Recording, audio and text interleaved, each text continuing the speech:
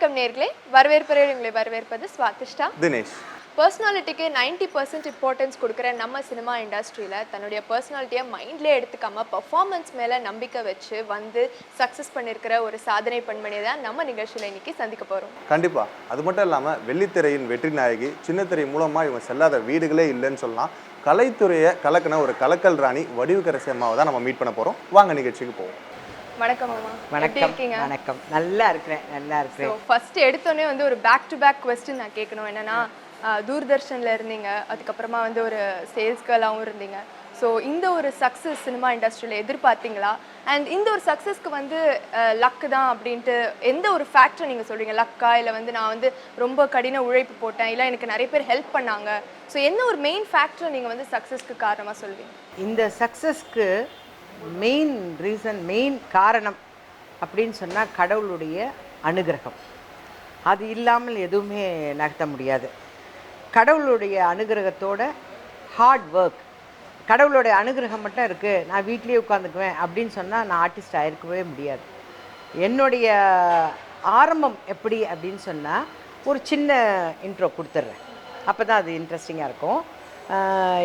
எங்கள் பெரியப்பா, என்னோடய பெரியப்பா ஏபி நாகராஜன் வந்து சினிமாவில் வந்து பெரிய டைரக்டர். அந்த காலத்தில் திருவிளையாடல், திருமால் பெருமை, சரஸ்வதி சபதம், தில்லானா மோகனாம்பல் இந்த படங்கள்லாம் எடுத்தவர். பெரிய ப்ரொடியூசர், ரைட்டர், டைரக்டர். அவருடைய குடும்பத்திலேருந்து வந்த நான் ஒரு திடீர் டவுன்ஃபால், சினிமா எடுத்து டவுன்ஃபால் வந்ததுனால என்னுடைய பியூசியை அதுக்கப்புறமா ஒரு டிகிரியாக என்னால் கண்டினியூ பண்ண முடியல. அப்போது திடீர் டவுன்ஃபாலுக்கு நாங்கள் வந்து வேலைக்கு போனால் தான் நம்ம சர்வே ஆக முடியும் அப்படிங்கிற ஒரு நிலைமை வந்தாச்சு. ஈக்காட்டு தாங்கல்ல ஒரு ப்ரைமரி ஸ்கூல், அந்த ஸ்கூலில் நான் டீச்சராக போய் ஜாயின் பண்ணேன். அதில் வந்து வெறும் 75 ரூபா தான் சம்பளம் எனக்கு. அந்த 75 ரூபா சம்பளத்தை வச்சு சர்வே பண்ண முடியாது. அப்போ வேறு என்ன பண்ணுறது? சரி, அடுத்து வந்து அந்த தோட்டத்தை விட்டே நாங்கள் வந்து அந்த தோட்டத்தெல்லாம் கொடுத்துட்டு நாங்கள் காலி பண்ணிவிட்டு சென்னைக்கு சிட்டிக்குள்ளார வர வேண்டிய நிலமை. சென்னை சிட்டியில் என்னென்னா, எங்கள் அண்ணன் வந்து ஹவுசிங் போர்டில் ஒர்க் பண்ணிகிட்டு இருந்தார். அவருக்கு பேச்சுலர் குவார்ட்டர்ஸ் கொடுத்துருந்தாங்க. அந்த குவார்ட்டர்ஸ்குள்ளார வந்திருக்கணும். இங்கே வந்ததுக்கப்புறம் அந்த டீச்சர் வேலையை கண்டினியூ பண்ண முடியாது.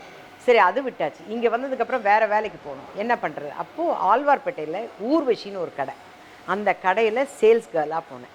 அங்கே என்னன்னா ஒரு சின்ன ப்ரொமோஷன், 300 ரூபா சம்பளம். ஓகேங்களா? இந்த 300 ரூபாயும் பத்தாது. அங்கே வேலை பார்க்கும் போது தான் எங்கள் ஓனர் பிரேம்சந்த், சபிதா ராதாகிருஷ்ணன் சொல்லிட்டு இந்தியன் எக்ஸ்பிரஸ்ன்னு நினைக்கிறேன், இந்தியா இதில் அந்த பத்திரிக்கையில் எழுதுவாங்க, அவங்க ஆர்டிக்கல் எழுதுறவங்க, அவங்களுடைய கடை. அவங்க என்ன சொன்னாங்க, கனிமரா ஹோட்டலில் ஆட்கள் எடுக்கிறாங்க, பட் அங்கே போய் தான் வேலை கற்றுக்கணும். அதில் வந்து என்னென்னா நமக்கு வந்து சேலரி எல்லாம் கிடையாது, ஸ்டைஃபன் கொடுப்பாங்க. வேலை கற்றுக்குறோன்னு ஒன்று. சரி, நான் போகிறேன், எனக்கு அப்ளை பண்ணுறதுக்கு சொல்லுங்கன்னா நான் அப்ளை பண்ணியாச்சு. இதுக்கு நடுவில் எங்கள் அப்பாவோட ஃப்ரெண்டு வந்து தஞ்சைவாணன் டிடியில் ப்ரொடியூசராக இருந்தார். அங்கே போய் வேலையில் சேர்த்து விட்றாரு என்ன. அங்கன்னா ரெகுலராக நம்ம வேலை பார்க்க முடியாது. எப்போ ப்ரோக்ராம் சொல்கிறாங்களோ அப்போ தான் நம்ம போய் ப்ரோக்ராமில். என்ன வேலை தெரியும்? நான் படிச்சிருக்கிறது பியூசி தான். இந்த குவாலிஃபிகேஷனுக்கு என்ன வேலை கொடுக்க முடியும்? பாட தெரியுமான்னாங்க.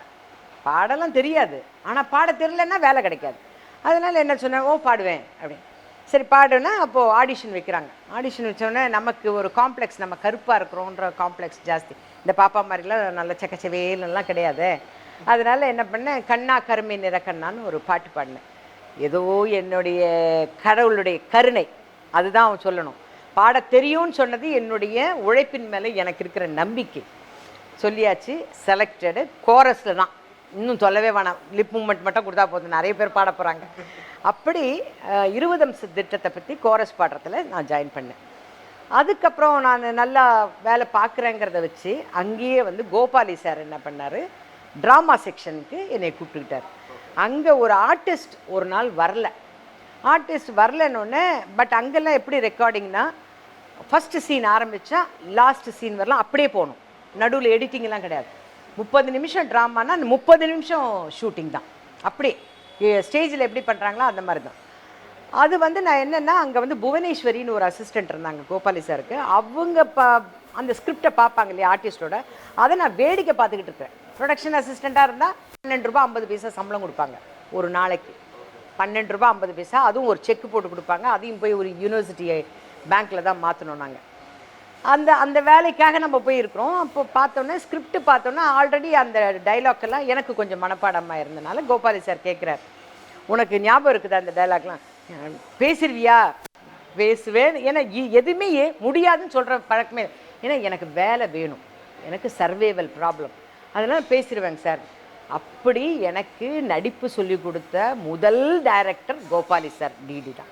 அப்படி ஆரம்பித்து தான் சினிமாவுக்கு வந்தேன் நான்.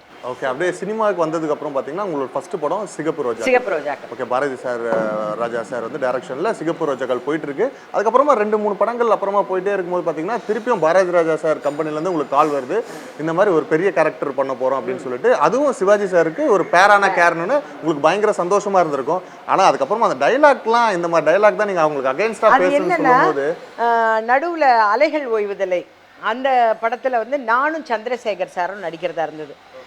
நாங்கள் 2 பேருமே ஒரு 2 நாள் லேட்டாக போயிட்டோம். ஒரு நாள் லேட்டாக இல்லை, 2 நாள் லேட்டாக போனோடனே அங்கே எங்கள் கேரக்டரே இல்லாமல் போயிடுச்சு. ஸோ அதுலேயே வந்து வெக்ஸ் ஆகி வந்துட்டேன். 3வது ஆப்பர்ச்சுனிட்டியாக வந்து எனக்கு முதல் மரியாதை. அதில் வந்து என்ன சொல்கிறாங்க, அதுக்கே வந்து நிறைய அவர்கிட்ட அப்போ இருந்த அசிஸ்டன்ட் டைரக்டர்ஸ் எல்லாருக்குமே வந்து என்னை ஞாபகத்துக்கே வரல. எல்லாரும் பெரிய பெரிய ஆர்டிஸ்டெல்லாம் சொல்லியிருக்காங்க. ஆனால் பட் டைரக்டருக்கு மட்டும் இல்லை, இது வந்து தேவர் பொம்பளை மாதிரி ஒரு வீர தீரமாக இருக்கணும், நம்ம வடிவுக்கரசி சரியாக இருக்கும் அப்படின்னு சொல்லி என்னை கூப்பிட்டாங்க.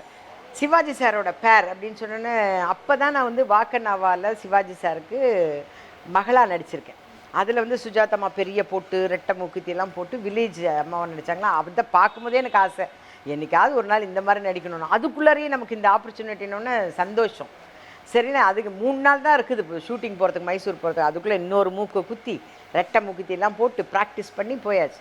அங்கே போனோடனே கருப்பு பூசுகிறாங்க மூஞ்சிலெல்லாம் எடுத்து. அது இப்போ வந்து லேட்டஸ்ட்டாக மேக்கப்லலாம் பண்ணுறாங்க, அப்போ மேக்கப்லலாம் பண்ண மாட்டாங்க. உண்மையிலேயே அந்த அடுப்பு கறி இருக்குது பாருங்கள், அதை தேய்ச்சி வச்சு இங்கெல்லாம் பூசி என்னென்னா பண்ணிட்டோம். பல்லெல்லாம் கருப்பு பண்ணி இங்கேருந்து காதில் ஒரு ரப்பர் போட்டு அது இந்த குண்டலம் மாதிரி. ஆமாம், அது என்னென்னா இந்த சைக்கிள் டியூப் ஓட்டுறாங்க இல்லைங்களா, காற்று போகாமல் இருக்கிறதுக்கு கூட்டுவாங்க, பஞ்சர் ஓட்டுறதுன்னு அந்த இதை போட்டு என் காதில் அந்த ரப்பரை போட்டு ஓட்டி. எனக்கு அதை பற்றியெல்லாம் கவலை இல்லை, அதை பிச்சை எடுக்கும்போது தான் வலி, அதை பற்றி கூட கவலை இல்லை. நம்ம சிவாஜி அப்பாவுக்கு பேரா நடிக்கிறோம், கேஆர் விஜயம்மா மாதிரி சுஜாதாம்மா மாதிரி நடிக்க போகிறோன்னு நான் சந்தோஷத்தில் போய் இருக்கேன். அப்போ சித்ரா சார் வந்து டைலாக் சொல்லி கொடுக்குறாரு, அப்பச்சி கோவணத்தை காக்கா தூக்கிட்டு போயிடுச்சான், அடுப்பு உதிர குழலில் அப்படி என்னடா ராகம்னு. இது யாரோ பேச போகிறாங்க, நாம் அடுப்பு கதை. வடிவு உனக்கு தான் படிக்கிறேன்னு. ஏன் சார் இவ்வளோ ரூடாக படிக்கணும், நீ இவ்வளோ ரூடாக பேசுகிற அப்படின்னா? ஏன் சார், ஆமாம் நீ வந்து ரொம்ப அராகம் பிடிச்சவ அது இதுன்றாரு. எனக்கு அப்படியே இந்த எரிமலையெல்லாம் வெடித்து கடல் அலையெல்லாம் நின்று, ஐயையோ நம்மளை இப்படியெல்லாம் ஏமாற்றிட்டேன், நான் பண்ணவே மாட்டேன் சார், நான் ஊருக்கு போகிறேன், இந்த கேரக்டர் எனக்கு பிடிக்கவே இல்லை, எனக்கு ஐயோ இந்நேரத்துக்கு வந்து சொல்லாத, சிவாஜி சார்லாம் ரெடியாகி செட்டில் உட்காந்துருக்காரு, நீ என்ன விளையாடுற? இல்லை ஏமாற்றிட்டார் டேரக்டர். நான் என்னைக்கு டேரக்டர் ஆஃபீஸில் வந்து எனக்கு சான்ஸ் கொடுங்கன்னு கேட்டேன். நான் கேட்கல, அலைகள் ஓய்தில் அவரே கூப்பிட்டார். 2 நாள் லேட்டாக போனால் அதுக்கும் அனுப்பிச்சிட்டார், நான் பேசாமல் வந்துட்டேன்ல, இப்போ எதுக்கு இந்த மாதிரி பழி வாங்குறாருன்னு. அந்த படம் முழுக்க எனக்கு எங்கள் டைரக்டர் மேலே அந்த கோவத்திலேயே நடித்த படம். ஆனால் அந்த படம் ரிலீஸ் ஆகி இந்த நிமிஷம் வரைக்கும் எனக்கு நிறைய கேரக்டர்ஸ் வாங்கி கொடுக்குதுன்னா முதல் மரியாதை தான்.